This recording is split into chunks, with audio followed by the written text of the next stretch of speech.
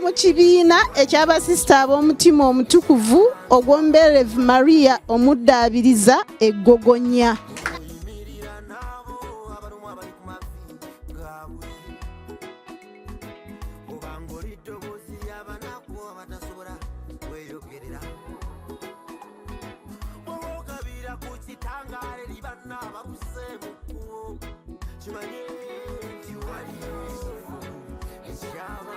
Nammwe muli wano muteekebwa ensi ensuubize weeri mubeere n'essuubi eryo lyonna ng'omukulu bw'atugambye wano tuge essuubi gye riri ali naffe litulimu mmwe mwennyini mukyali baana bato mukyali baana balungi muwulirize abakulu bano bonna ababakulembera muwulidde mukole ki muwulirize byonna bye babagamba ate mubikwate ate mubisobole okubeera abaana n'abantu abalungi obukulembeze tubulabamu mmwe.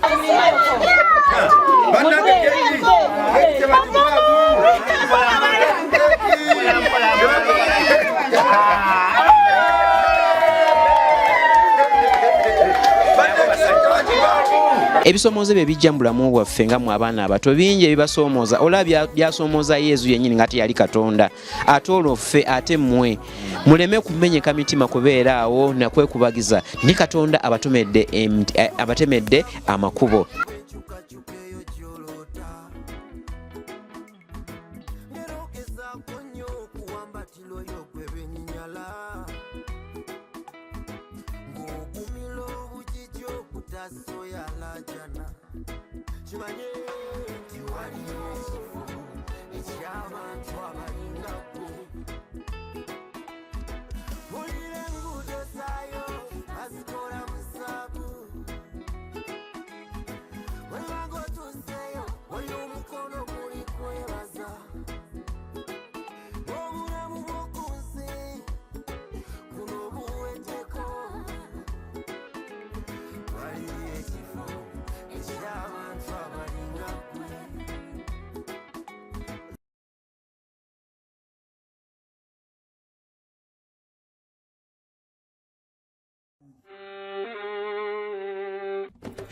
Sebo, nyabo, mwana wa Katonda wenna ali eyo. Eno yera Bongo Charity Foundation. Tukola Art for Charity. Nga tuyita mu bitone ebyanjawulo omuli okusiiga n'okukuba ebifaananyi, okutonaatona ebisenge ne art. Nga jjayo endabika y'ekifo. Tukwaniriza n'essanyu kasitoma waffe oyagala kugula art waffe oba oyagala gwe mwennyini tukusiige mu bifaananyi. Olina omwagalo awo oyagala kumutonera kirabo nga kuliko ekifaananyi kye. Tutuukirire wano ku Bongo Charity Foundation. Buli lw'otuwagira ng'otuwa omulimu oba ng'otugulako ati waffe mwe tufuna obuyambi obulabirira n'okusomesa abaana abato okuva ku streets ez'enjawulo abataliiko alabirira. Bire ku namba y'essimu noti 7 noti 346 Le Bongo Charity Foundation tukola art for charity. Come paint your legacy with us. Weewaawo omukama mulungi ekiseera kyonna amanya bampita Rwimasaamu oba osobola okumpita Mechanic Rabongo ku MRLife kwe tuli. Kale weewuunye Katonda engeri gy'asitula ennaku n'azaawula mu nnaku endala naye nga ate zigadde zeezimu. Katonda waffe akola ebyamagero bye tutasuubira naye waggulu wa byonna atuyimusa n'atukuza emibiri gyaffe n'emyoyo gyaffe n'atuweera ddala obuvunaanyizibwa n'ekisa eky'okutuulako n'abo beyayagala ennyo n'asukkulumya ku balala. La Bongo Charity Foundation ebiseera byonna kino kyetegeeza nti gwali eyo enjiri enaabuulirwa etya nga ddala okomyeyo. Omukwano nsiba nkibagamba nti oba okwagala si kwa bintu byokka bikwatwako nedda. Katonda yatuwa ebitone eby'enjawulo waliwo asobola okujjuza okwagala ku mutima gwa munne ng'ayize mu smile. Waliwo asobola okujjuza okwagala ku mutima gwa munne ng'ayise just mu kumusekeramu na kumuyimbiramu. Wadde nga ebitone ebyo Katonda agenze maaso ng'abitulaga naye olw'obunafu bwaffe ffe twabiwumuliza kukuwa na kutoola nti abo batompadde ssente sijja kukwagala. Kyokka ng'ate ebitone ebirala naye bikulu nnyo ekitenkanika.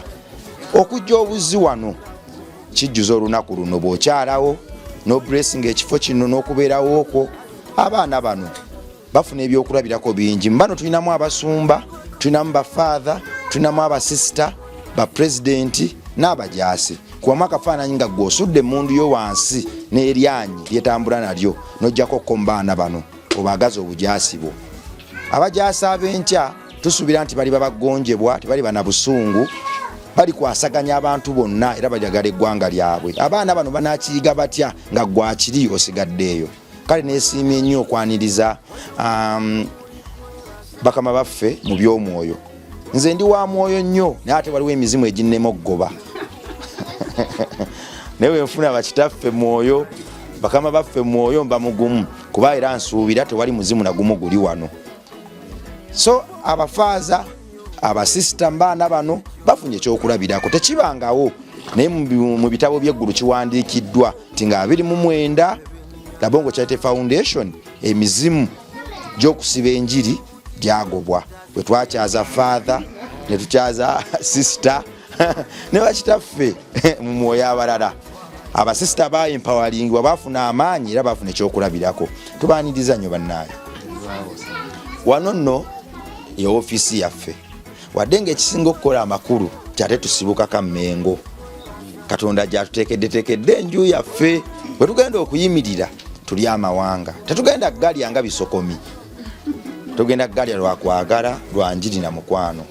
Katonda waffe tugenda tuka ekiseera nga bagamba nti Katonda waabwe yabateeka Mmengo yabatuusiza mu Amerika, yabatuusiza Iraq, Tunisia ne mu nsi endala.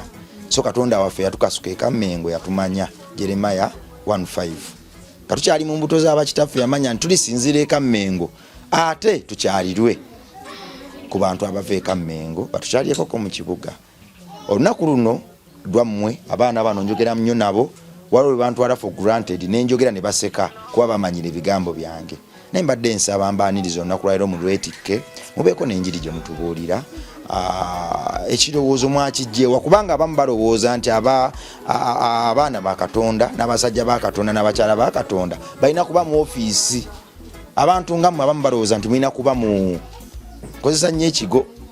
Sister omunanga nti nedda si kigo n'abinjawulira kubanze bimbuzaabuza. Abamu balowooza nti mulina kuba eyo mu convent, era abamu balowooza nti mmwe okugendako mu bantu ba bulijjo tekisobokera ddala. Obwetoowaze obwo mwabujjawa mwewaggudde oba kyemuli. Nkwaniriza Father kulwa ekibiina kyaffe ojja kubanga otumenya. Nja kudda nze nja okusembayo okwogera. Nsaba bato bange bano basooke boogere buli omu kyalabyeko nekyawulira n'ekirowoozo kyakyagadde nekyasuubira okukola oba nga yeyegiri. Ayagala okusooka.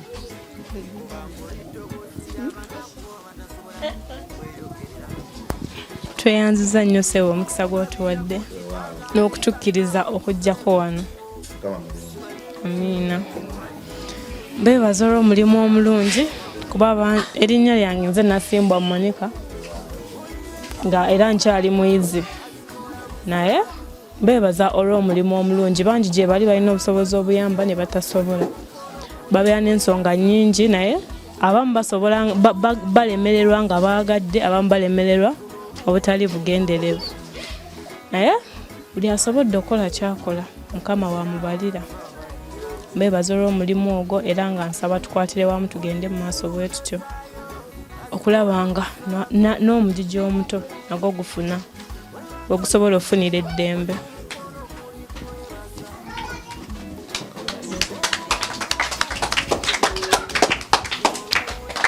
Omukama mulungi obudde bwonna. Sobola tubeebaza otwaniriza wano olunaku olwaleero, era Father nawe ne sister tubeebaza otukulemberamu okutuuka wano eno olwaleero, kubanga okubeera ow'amazima tubalire tulinaako nnyo idea, naye olw'ekisa kya Mukama tusobodde okutambula ne tutuuka wano, era kwebaza olw'omutima omulungi ssebo.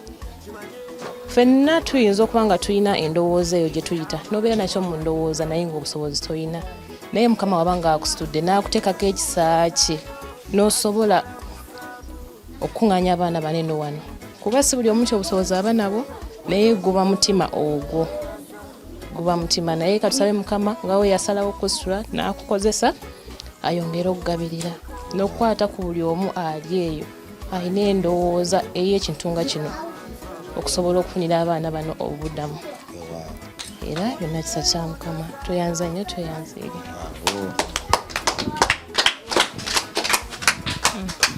Abooluganda Omukama mulungi ekiseera kyonna mutuufu Omukama mulungi. Nsooka okwebaza ssebo olw'omukisa guno n'akadde okulaba nti naffe otukkiriza okulinnyako ku ttaka lino okubeerako n'abato bano. Yesu tuli mu mulimu ogw'okubuulira enjiri era enjiri esobola okubuulirwa mu ngeri ez'enjawulo naye nze ngamba kyonna kitandika na kwagala.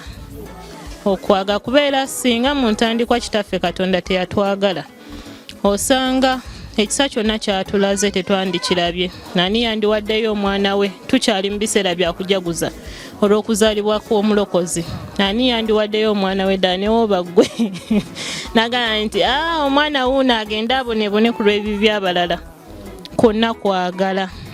Era tusaaliddwa nnyo nti osanga kino kyali kiteekeddwa nti twandibadde wano nammwe ku lunaku lwennyini olwa Christmas naye olw'obulamu ne bye tutalinako control bw'olumu ne tugamba katujja olwaleero. Era nga kwagala naffe kwe kutusitudde okulaba nti tujja tubeeko n'abaana bano bambi era bato mumanye nti ffenna gye tuli naye tubaagala. Twandibanga tetuli nammwe wano obudde bwonna ne tubaayo essaala tuzisindika ffenna abazitowereddwa tusabe Kitaffe oyo asinga otwagala ate azimbe mu ffe ki essuubi n'okwagala naffenna. Waliwo abadde akaabira omupiira ddala woba oyagala muno lwaki banditutte omupiira gwe n'oguggyamu omukka amataata wabasonyiye? Amiina. Ensonga enkulu ddala era egenda otuwa okwagala kino oba esinza otusitula okutuuka wano ya mukyala Nansubuga Olivia maama waffe. Mpulidde nti wano waliwo ba single mothers, ekibiina ekyaba single mothers ye president. Maama nsaba nkuwe kafumito ba single mothers mukola kyama. Mwebale nnyo maama. Maama atukuzizza ffenna abasatu. She's a single mother. Era okutukuza okutuuka wano mazima ga nnyabo si byangu. Abamu kubategeera tulaba embeera n'ogiraba ng'ekoze eki ezitoyeemukko. Ne Katonda atalekerera baana be amusaasidde okulaba nti naffe atulabako wano tukuze. Era mama nensaba tokoowa temukoowa kwegayirira temukoowa kwekwasa Katonda. Wabanga yakusuubiza n'ekintu ekisookera dda wabanga akyakuwadde obulamu leero ne lukya n'olaba olulala kyolina okukola kulumusabiramu alukuweremu omukisa. Buli kyokwatako akiwa omukisa. Omukyala ono talina nnyo okusinziira ku ffe emitima gyaffe bye twegomba ebyensi ekitali kibi ekitali kituufu ate.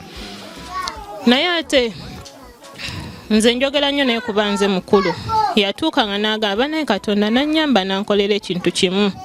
Abaana bange ne basoma ne bamalako weewaawo abamu tetunnamalako naye ate atunuulira embeera n'agamba nasaba Katonda naye ate gye ndaga nnengerayokko. Wemba nga gye ndaga nnengerayo kakatono ke nnaakafuna kati kambeeko gwe nkagabanako naye like asheyaringeko kwako akatono kafunye n'abalala abayinza weewaawo okukola ki okeetaaga. So byebigere bino bannange. So bannange abato abali wano ng'omanyi gwe maama yakuza ovudde waka waliyo maama yekka wave waka waliyo maama any single parent ne wabataata bannange ne bataata gye bali ba single fathers nga bakola kyamaanyi nnyo. Omuntu akuziza omwana ng'ali bw'omu bw'ati kintu kizibu era tukyebalize Katonda tumwebalize ddala nnyo nnyo nnyo mu byonna kiddayo okuspreadinga mukwano nze yenjiri gye ntwala esinga ye gospel gye mmanyi esinga. It's all about love.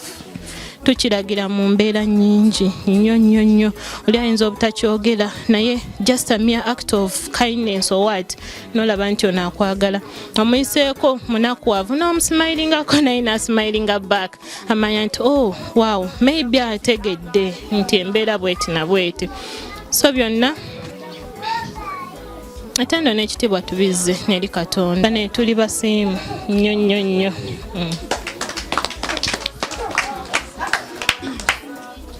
Tweyanza nnyo tweyanzeege bato baffe abato betusanze wano gye muli mukama mulungi obudde bonna era zembeera ze weewaawo. Baby Jesus eyazaaliddwa abaagala nnyo. Amiina. Mukimanyi nti tuli mu budde bwa Yezu eyazaaliddwa? Kati Yezu eyazaaliddwa yali mu kutambula naffe ajja abawe ku mukisa ogw'obuto. Era nsaba ffenna abali wano babbebi abato ne babbebi mu abalala mwenna omukama abampeera omukisa. Amannya gange yenze Sister Maria Leontina Nyamaizi Amoti. Nva mu kibiina eky'abasista ab'omutima omutukuvu ogw'Omuberevu Maria omuddaabiriza eggogonya. Ekibiina ekyo kiri wali ku Lwentebe kumpi awo ekisubi oviiramu Kawuku stage. Abasista gye nvudde mu community gye mbeera nva Goli Kamengo. Mukimanyi bulungi weewali enteekateeka zammwe omukulu ono Mechanic Rabongo gy'abateekateekera okugenda ni mweyagalirayo nga wagazi bulungi okusingako wano. Mubadde mukimanyi? Mubiraba. Kaakati eyo nange gye ndi bwe mulijja nga mbasanga era nga mbaaniriza. Si kyekyo? Kati nze njagala kwebaza Father gwe nze naye Father Joseph Kayongo nange yeyannyambye okulaba nti ntuuka wano. Yankubira essimu nangamba Sister Leewo mbadde ninayo akantu katonotono ke twagala tukolereyo abaana abatonotono oba abaana nga 2 naye nabo tubawe balye ku Christmas. Ninsooka ningamba wano okumpi ninawo bazaveeri ninawo ki naye nimugamba kankuddire. Kati bwe najjukira obulungi ate era nga nkimanyi bulungi eno Rabongo Charity Foundation ngimanyi nzize njigoberera bulungi myaka kati giweze nga 6 nga mbigoberera bulungi omukulu ono byakola. Nimugamba waliwo Charity Foundation eriwo omukulu agikulira tuyinza okugenda eyo naye abaana alabika ina bangiko. Nambuuza enamba y'abaana nimugamba abaana bangiko beebo naye tuyinza okugenda eyo akatono kazira mu liiso si bagamba. Kati Father nangamba nti kale sister noonya olunaku tugendeyo. Ne tunoonya olunaku tubadde bize mu mirimo gy'okuzaalibwa kwa Yezu kaakati lwe luno olunaku lwe twalonda. Naye nga muto wange ono bwagambye nti tewaliiwo kibeerawo ekikkirizibwa ne kibaawo nga Katonda tayagadde. Byonna biva mu kisa kya Katonda na kwagala kwa Katonda yensonga lwaki olwaleero tuli wano nammwe. Ate nze nsanyusa nnyo okubalaba njagala nnyo abaana abato nnyo nno. Era Omukama bw'anampa omukisa nja kukomawo mbalabeko mu maaso keeyo. Mbaleetereyo ne ku basista abalala gye bali abasista abato nno nga mmwe nze kati ngenze enkula naye waliwo obusista obuto nabwo mubulabeko nga nabe nti abasista nti eriyo abaweereza Omukama nga nabo bato nga mmwe. Si kyekyo kati ne mummwe ndaba mu future mulimu mumwe abagenda okubeera abafaatha abasista tuyinza n'okufunamu paapa bonna bagenda kuva mummwe so temwegaya. Temwegaya muwulidde. Kati nneme kulya budde bungi kampe father ayogereko nammwe n'obutonotono bwe tuleese mujja bufuna mpola. Nze okusinga neebaza kwebaza mbadde simanyi tunaabeera wano akadde kano n'ettendo bigenda eri Katonda nga tumukubira engalo ez'amaanyi waggulu. Obuweereza tuweereza yonna yonna mu ekereziya y'Omukama gy'atutuma yonna yonna. Kati tuli wano tuzza okuweereza obuweereza obwo bwennyini. Bwe tudda mu lunaku olw'eggulu abadde lwa Saani nga tuli mu kwebuulira ekigambo ky'amaka amatukuvu. Amaka amatukuvu gali Nazaaleeti, naye naffe Katonda yatuteekawo. Twava mu maka wadde abamu tetumanyi wa gye gaava, naye ffenna twavaawa mu maka. Aye ne wano we tuli nawo ge maka gaki ge maka gaffe. Tukyekubireko mu ngalo kubanga Katonda tayinza kutulekeraawo. Yes. Kati this is our family, wano ye family yetuvaamu ne Yesu yennyini yazaalibwa yali mu maka. Naye era naye yafuna ebisoomoozo era bye twawulidde naddala mu nji gye twayise twafunye eggulo ey'amatayo nti nno baatuuka obudde nga balina omutwala avaawo nga waliwo abamunoonya baagala kukola ki kumutta. Naffe ebisoomoozo bye bijja mu bulamu bwaffe nga mu abaana abato bingi ebibasoomooza olaba byasoomooza Yesu yennyini nga teyali Katonda ate olwo ffe ate mmwe muleme kumenyeka mitima kubeera awo nakwekubagiza ne Katonda abatemedde amakubo nga bwe yatemera Yesu n'amugamba Yosefu zuukuka twala omwana oyo ne Yesu mugende wa Emisiri. Kaakati naffe okubeera kwaffe kwano ye Misiri yaffe wano tubudaabudibwa tusobole okutereera atubeere tulabe future tulabe wa gye tulaga destiny ya Yesu oba okutuukirira kwa Yesu ebyo byonna byalina okubeerawo okutuwa ekyokulabirako nti waliwo challenges waliwo ebisoomoozo birina okubeera mu bulamu bwaffe. Kaakati bino byonna ebiriwo kaakati kwe kwagala kwe mufuna kaakati naye tusabe byonna kubanga yali agala okutta Yesu Herode bwe yamala okufa ali alina okuddayo. Kati nammwe muli wano muteekebwa ensi ensuubize weeri mubeere n'essuubi eryo lyonna ng'omukulu bw'atugambye wano tugwe essuubi gye riri ali naffe litulimu mmwe mwennyini mukyali baana bato mukyali baana balungi muwulirize abakulu bano bonna ababakulembera muwulidde mukole ki muwulirize byonna bye babagamba ate mubikwate ate mubisobole okubeera abaana n'abantu abalungi. Obukulembeze tubulabamu mmwe temulaba nanga abala bonna be baali bagaya bonna nti oyo tasobola oyo biki ne katubalabe nti baki bamaanyi nammwe mugenda kubeera bamaanyi ddala n'okutusinga ffe ffennyini ne Katonda atukozesezza oba akozesezza bano bonna mwami ono yennyini akulembera Rabonga eno Charity Foundation n'amukozesa ate nammwe mugenda kukola ebyamaanyi nnyo n'okusinga ye. Guno gwe musingi gwabataddemu mubeere n'omutima ogwonna ogw'okuyamba bonna. Mbagaliza olunaku olulungi n'ekisa kya Katonda byonna. Amiina.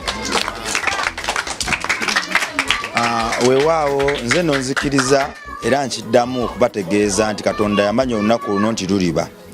Ffe baani nga Faaza bwagambye n'aboogeza abalala bonna. Ffe baani bw'abanga ddala yakozesa David gwe yajja mu kulunda obudiga n'asuula Goliath mu ngeri ekyasinze okuba ey'ekitalo era bw'atu n'ayingira mu byafaayo by'eggulu nti Goliath yali omusajja ow'amaanyi akasajja akaamusuula kaali kapa mu kulunda ndi kali akati n'ekitenkanika. So nze nsuubira nti naffe tulabanga ekitini ewali amaanyi ga Katonda kisobola ddala okuzimbukulula nekigejja olwo nekifuukira ddala olusozi Goliath lwataliyinza.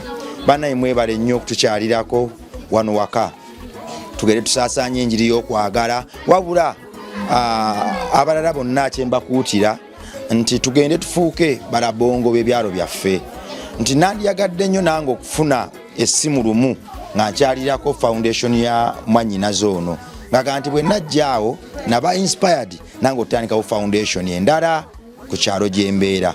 Tuyinza obutatandika n'amabaluwa gangi nnyo na kusaka kungi naye kale ebiteeteeyi by'olina 2 oba 10 by'ogamba nti bino nabyambala naye mbikuumye ng'ebijjukizo okuva nga ndi mu buto neweekyayiraawo n'ogamba nti bannange bali abayita obwereere sijja kukuuma bijjukizo nga batambula bute. kangende mbibawe ntandikirawo obuweereza bwange. Katonda atuwa amaloboozi amalungi era ffenna twali twogera mpulidde ddala abantu aboogera nga abayimba kuba akafaananyi singa tugakozesa ddala okubuulira enjiri ey'okwagala mu bantu ba Kristo. So nzikiriza nti Katonda yatumanya atumanyi naye ate obwakabaka bwa Katonda busobola otubbwako omulabe Sitaani singa tunyooma amaanyi ga Sitaani wadde yatumanya naye ate eggulu kati okuliyingira lutalo tukyaseeyeeya wadde yatumanya naye tulina era okulwana okutuukiriza okwagala kwa Kristo okwo kwe yateeka ku nsi ng'agitonda. So tuddeyo tulwane tutwale ekisa tutwale eddembe n'okulumirirwa ku byalo byaffe gye tuva naffe tube bala bongo b'ebyalo ebyo. Twatunda n'ensi yange mweraba.